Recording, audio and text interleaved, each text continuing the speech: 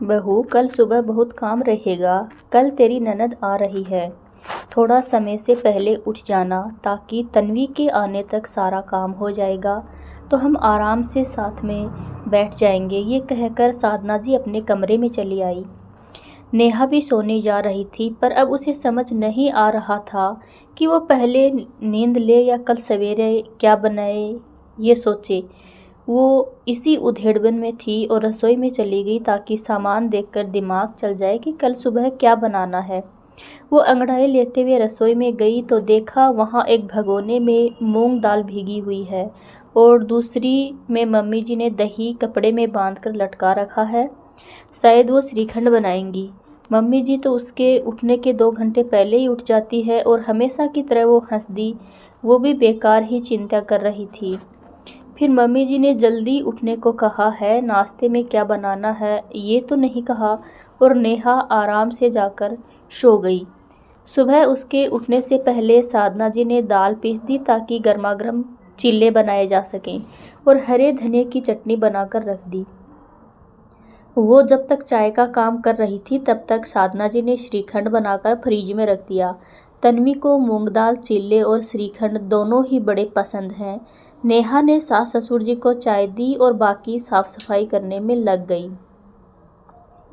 आज संडे था तो मनीष भी सो रहे थे।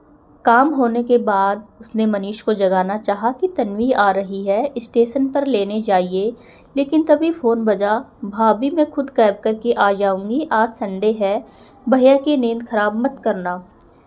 6 दिन काम में लगे रहते हैं, इतनी भागादौड़ी करते हैं, एक संडे को तो आराम करने देना। नेहा ने हामी भरी और उसके चेहरे पर मुस्कान फैल गई।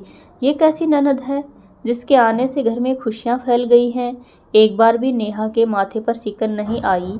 मनीष भी सुकून की नींद सो रहे हैं। उन्हें भी पता होगा कि उनकी छोटी बहन उनकी नींद खराब नहीं करेगी, वरना नोएडा से दिल्ली रेलवे स्टेशन लेने जाओ तो 1 घंटा पहले निकलो, वहां पहुंचकर इंतज़ार करो, ट्रेन कभी देर से भी आती है तो वहीं बैठे रहो, फिर घर लेकर आओ, पूरे 3 घंटे चाहिए। पर तन्वी ने कह दिया कि वो कैब से आ जाएगी तो घर में किसी को जरा सा भी तनाव नहीं है। नेहा की शादी अभी 6 महीने पहले ही मनीष के साथ हुई थी।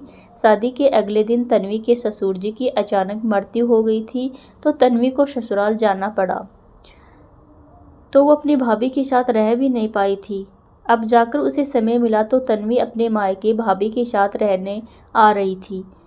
8 बजते ही घर की घंटी बजती है। तन्वी के आते ही साधना जी और कैलाश जी अपनी बेटी को देखते ही खिल जाते हैं। मनीष अपने कमरे में ही सो रहा था। तन्वी ने चुपचाप पर्स रखा और अपनी भाभी को गले लगा लिया। भैया को आज सोने दो, मैं तो अपनी भाभी से बात करूंगी। नेहा रसोई में चाय बनाने चली गई। सबने साथ में चाय पी। फिर नाश्ते का समय हो गया। तन्वी नहाने चली गई। साधना जी ने फटाफट चिल्ले उतारने शुरू किए। नेहा को प्लेट लगाने को बोला। नेहा ने नाश्ता लगा दिया। तब तक तन्वी भी आ गई। तब तक 9 बज गए थे। बहुत भूख लग रही है मम्मी, अब तो खाने को दे दो। हाँ, ये कहते हुए साधना जी ने तन्वी के साथ नेहा को बैठा दिया। तुम दोनों साथ में बैठकर खा लो, अभी मनीष तो 10 बजे पहले उठेगा नहीं, और तेरे पापा ने चाय पी ली तो वो अभी खाएंगे नहीं, मैं उनके साथ ही बाद में खा लूँगी। ये सुनकर नेहा को आश्चर्य हुआ। सासू माँ बनाएंगी और वो ननद के साथ खाएंगी। उसने तो आज तक ऐसा ना सुना और ना ही देखा। भाभी, आपका ध्यान किधर है? ये कहकर पहला कोट तोड़कर तन्वी ने नेहा के मुंह में दे दिया। मम्मी के हाथ के चिल्ले कितने स्वादिष्ट हैं। और तन्वी फिर खुद भी खाने लगी। दोनों ने नाश्ता किया था। इतनी देर में मनीष उठकर आ गया। मैं मनीष के लिए चाय बनाऊंगी, ये कहकर तन्वी रसोई में चली गई। दीदी, आप इनके साथ बैठिए, मैं बना देती हूँ, नेहा ने कहा। ये सुनकर तन्वी हंसने लगी। आपके हाथ की तो चाय भाई रोज ही पीता है, आज मैं बनाऊंगी और आप भी पीकर देखना, ये कहकर तन्वी चाय बनाने लगी। थोड़ी देर बाद सब बैठकर चाय पी रहे थे। उसके बाद नेहा ने सास ससुर के लिए चीले उतार दिए। तन्वी ने परोसकर फटाफट रसोई समेट दी। नेहा ने बर्तन धो लिए। मम्मी जी, दोपहर के खाने में क्या बनाना है, मैं तैयारी शुरू कर देती हूँ। ये सुनकर तन्वी हंसने लगी। भाभी दोपहर में हैवी लंच बाहर लेंगे और शाम को हल्का फुल्का चाट बाजार से खाकर आएंगे। आज भाई की जेब ढीली करनी है। आप तो आइए, हम सब बैठकर बातें करते हैं। नेहा के लिए ये सब नया था, क्योंकि उसने तो अपने मायके में देखा था कि जब उसकी बुआ आती थी तो मम्मी को ज़रा भी समय नहीं मिलता था। दादी दिन भर मम्मी को काम में लगाए रखती थी। मम्मी सबको खिलाकर अंत में खाती थी और उसे याद ही नहीं है कि कभी उसकी मम्मी उसकी बुआ के साथ कभी 2 घड़ी बैठी हो। पापा बुआ को स्टेशन लेने नहीं जाते थे तो दादी एक लगा देती थी। जब बुआ आती थी तो वो अपना ननदपना दिखाती थी, एक काम को हाथ नहीं लगाती थी। क्या सोच रही हो बहू, साधना जी ने कहा तो नेहा चुप थी, पर साधना जी उसकी मनः स्थिति को समझ गई। नेहा इतनी परेशान मत हो, जैसे तन्वी मेरी बेटी है वैसे ही तुझे भी बेटी ही मानना है। जब एक बेटी गर्म नाश्ता कर रही है तो दूसरी भी उसका साथ देगी ना। सब कुछ आपकी सोच पर निर्भर करता है। नेहा, सिर्फ तेरी ननद ही नहीं आई है, मेरी बेटी भी आई है। जब एक माँ बेटी की पसंद की चीज़ बनाएगी, बेटी के लाड करेगी, तो बहू सम्मान बेटी के भी तो लाड करेगी। जब एक बेटी मायके आती है तो उसकी सारी जिम्मेदारी कैसे बहू पर डाल सकती हूँ।